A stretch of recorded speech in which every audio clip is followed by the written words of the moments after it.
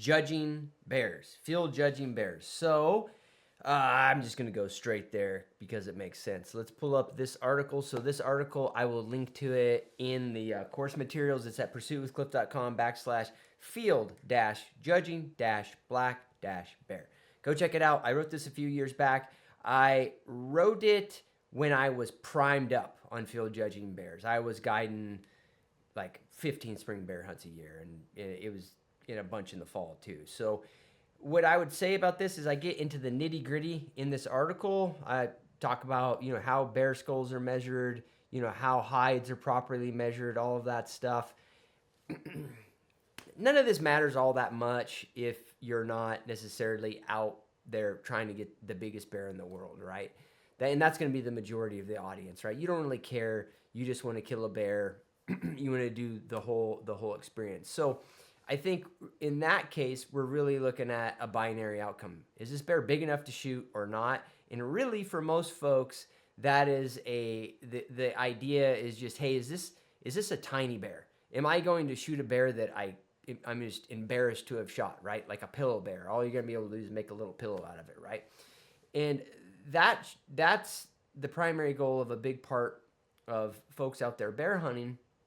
And I giggle a little bit when I say it because it's not that far-fetched. It's very easy to do this when you're judging bears. They are the hardest animal to judge. Any big game guide that's spent much time elk, deer, doing that deal and then gone over to bears, it's always amazing how hard it is to know if a bear is small, average, or huge, right? A lot of times when they're huge, it's pretty damn obvious, but the other two categories, it's pretty hard to figure out. And the reason is that a lot of times we don't have any relative comparison, right? They tend to be a solo animal, particularly in the spring, particularly when they're not baited. So you don't have other bears to compare. And then the other thing is a lot of times, particularly in the spring, you don't have a point of reference with vegetation, other things that could tell you if that bear is big or not. If they're moving through trees, even tree trunks will give you an idea of, relative how big that bear is. Guys that bait, they'll tell you that the reason that guys that are baiting bears are so good at judging bears is not necessarily because they know something that the rest of us don't. It's because there's bait barrels typically, or there's some sort of bait structure, or there's some sort of tree stand they can compare to or whatever. They can compare bears over and over to the exact same size structure. So it could just be a unique tree there too, right? A big tree that's, in their, in the range of their stand or whatever on their bait. So it's much easier when you have that relative comparison. When you don't have that, it's hard. You have to go off of certain traits of the animal. And that's what I focus on in the second half of this. So if you're interested in the trophy stuff on the first half, go for it. Check it out. I think the biggest takeaway there, I guess, is just like a knowledge tidbit that maybe everybody should know or might want to know, and that's the size of hides, right, or the height of bears. You'll hear somebody say, "I killed a 10-foot grizzly, 10-foot brown bear," or somebody will tell you they killed an 8-foot black bear, or even a 7-foot black bear. A lot of times what they've done is they've just grabbed the nose of the bear, the tail of the bear, stretched it as far as they can, and then they've done a measurement, and basically this measurement, nose to tail, right? They've done a measurement and said, oh, that's 10 feet. That's the improper way to do it, because what you want to do is put the bear down, square it all out. It doesn't matter if you stretch it one way or the other, a far distance or whatever. It doesn't matter. But once you've laid it down flat, when you start to measure, you're going to do two measurements, and you're not going to touch that hide in between. You're not going to manipulate that hide at all in between. So you've got this measurement here, nose to tail, and then from front paw to front paw, right? And then you average the two. And this makes it so you can't stretch the bear one direction to exaggerate how big it is, okay? So that's like the one takeaway there, is that if anybody tells you they kill a 7'9" black bear, which is a giant one, ask them if they actually squared the hide and they didn't stretch it in between, right? So don't stretch it, measure it, and then stretch it the other way and measure it. You got to leave it in one spot, measure it both ways, right? A 8-foot black bear is almost unheard of, really doesn't exist. A 10-foot brown bear is a gigantic one if it's measured that way. All right, guys, my Spring Bear online course is up on the website at pursuitwithcliff.com/Spring Bear. I've taken all of my knowledge, everything I've learned on over 50 successful spring bear hunts across the states and across Canada.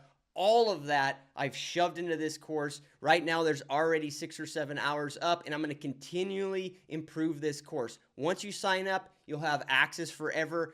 All of the information and the full course will be complete by the first week of April. There's a ton of knowledge, a ton of tactics, a ton of gear talk that's going to help anybody who's preparing for a spring hunt. Go check it out. All right, so now, how do we tell, a big old bear like this versus a little bear like this? The simplest way is to think about German Shepherds versus Bulldogs.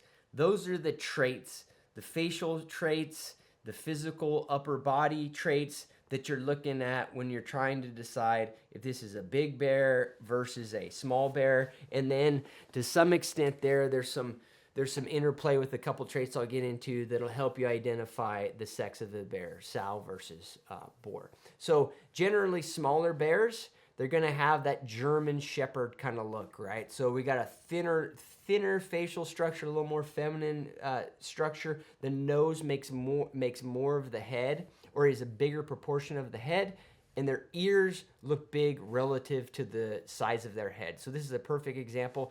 This is probably a yearling bear here that's 50 pounds, right? Not a bear that most people want to shoot, but I can tell you if this bear wasn't by a tree and he's walking across the landscape, you might think it's a 200-pound bear or bigger, right? It's easy to make that mistake. So look at the face, right? It looks more like a German Shepherd and has very big ears versus its head. Now look at this bear. This bear, we've got a stumpier nose. The nose is a lower percentage of the whole head, right? It's got beady eyes. That beady eye look, it's not that they actually have small beady eyes, it's that the head is so much bigger relative, right? And the same thing with the ears. The ears don't look near as big as they do on this bear, right? So you're looking at more like that bulldoggy looking head. Okay, the next thing that you'll, I got a couple other. So this is like, you can see this bear here, kind of more of a dog, a dog looking head. And I talk about this more in the context of males versus females. This is, I put this bear here because this is a giant boar black bear that a client killed in British Columbia. And I put it in here kind of an exception. This bear actually had just a long nose, right? But he still had a giant head on him, but he didn't have as much of a compressed look. I threw it in here to just tell you that, hey, like, these are not all, hard and fast rules. Here's a small cub here. You can see that same kind of German Shepherd, kind of thin looking face, big ears relative to the skull. Another example of the opposite, beady eyes, stumpy nose, big round pumpkin head. This is a telltale sign generally of not only a big bear but a boar. You've got that dimple in their forehead. Pretty hard to tell in the spring because they don't have all the weight they typically have on them. But if you do see that spring or fall, that's a pretty good indication that it's a giant bear. This bear here is a big bear. This is actually a Colorado bear, and you can see him big head, small ears, stumpy nose relative to head size. That's a big bear, and that's a boar. Now, another thing to look at here, and this is, to me, this shows a big bear versus a small bear, but it's a pretty good variable for females versus males too. So this bear, if you look at this bear here, see if I can zoom in for you. If you look at this bear here, you can see how in that front arm right here, right? And let's see, see in the camera. Here are the front arms, from shoulder to the paw here. So going up, you don't see like a whole lot of dissipation of weight, right? Kind of carries that weight from the shoulder all the way down to the paw. Just has like a bigger forearm on it. That is an indicator of a bigger bear and typically a male bear. I would almost guarantee that this is a big boar, right? Just how much of that structure kind of comes down to their paw. And then here is the opposite of that, right? You got a pretty decent sized bear. You can see the bear relative to the log. It's not a baby bear, but you can see how that shoulder to the paw slenders down and really dissipates pretty quickly. Pretty good indicator of a smaller bear and a female bear. And then here you can see that this bear is probably not even if it even if it is a sow, or even if it is a boar, it's like a pretty immature one because it's got that slender face to it we talked about, right? More of that German Shepherd type of looking face, right? You can see that here too, just a bulky face there. So the other one that I'll mention is attitude. Just bigger bears and boars tend to act a little bit different when they roll in. That's a pretty good indicator, particularly on the sex difference. Boars are a little bit, particularly once they're not young ones, they just roll in. They're not worried about too much. If a bear rolls in, it's looking all over the place, looking behind it, looking all around, moving a little bit faster. Usually a smaller bear, a lot of times a sow. Sows with cubs will do that if they're approaching somewhere where they know there's boar, black bears around. That indicator, I can tell you from spending some time in Alaska, it's different there if you're in brown bear country. And these black bears are dealing with brown bears all the time. Even a big old boar black bear is kind of walking around shitting his pants and has a little more anxiety, moving around faster.